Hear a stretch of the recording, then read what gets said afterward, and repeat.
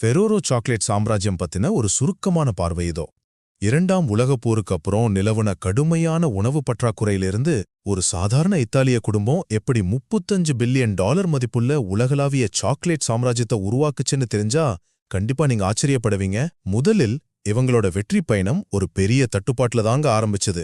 1946ல இத்தாலியில இருக்கிற ஆல்பான் நகர்ல கொக்கோ கிடைக்கவே இல்ல. அப்போ பீட்ரோ ஃபெரோரோ என்ன பண்ணாருன்னா, மலைப்பகுதிகள்ல ரொம்ப மலிவா கிடைச்ச ஹேசல்நட் கொட்டைகளை பயன்படுத்தி பாஸ்டா ஜியாண்டுஜா அப்படிங்கிற ஒரு சாக்லேட் பேஸ்ட உருவாக்குனாரு. இதுதாங்க பின்னாடி சூப்பர் கிரீமாவா மாறுச்சு. ஒரு குறைய எப்படி நமக்கு சாதகமா மாத்துறதுன்னு கேக்குறீங்களா? இதை விட ஒரு சிறந்த உதாரணம் இருக்கவே முடியாது. இரண்டாவதாக, பீட்ரோவுக்கு அப்புறம் பொறுப்புக்கு வந்த அவருடைய 24 வயசு மகன் மைக்கேல் செஞ்ச அந்த மாஸ் பிராண்டிங். 1964ல இதுக்கு நுட்டெல்லான்னு பேர் வச்சு உலகமெங்கோ ஒரு ஃபேமஸ் ஆக்குனாரு. அது மட்டும் இல்லாம கிண்டர், ஃபெரேரோ ரோஷர்னு உலக புகழ்பெற்ற தயாரிப்புகளையும் அவர்தான் அறிமுகப்படுத்தினார். இதோட ரகசியத்தை நெஸ்லே, மார்ஸ் மாதிரி பெரிய நிறுவனங்கள் பல கோடி கொடுத்து கேட்கும்போதும் அவர் விற்க திட்டவட்டமா மறுத்துட்டாரு. கொஞ்சம் யோசிச்சு பாருங்க, இன்னைக்கு இருக்கிற நிலைமையில எத்தனை பேரு பல கோடி டாலர் ஆசையை தூக்கி எறிஞ்சிட்டு தன் குடும்ப தொழிலோட சுதந்திரத்தை காப்பாத்துவாங்க?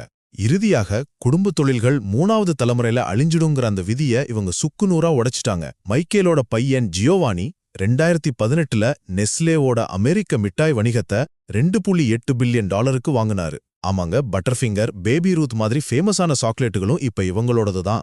இன்னைக்கு 170 நாடுகள்ல 35,000 ஊழியர்களோட வெளியாள் முதலீடே இல்லாம 100% குடும்ப சொத்தாகவே ஃபெரேரோ கெத்தா நிக்குது.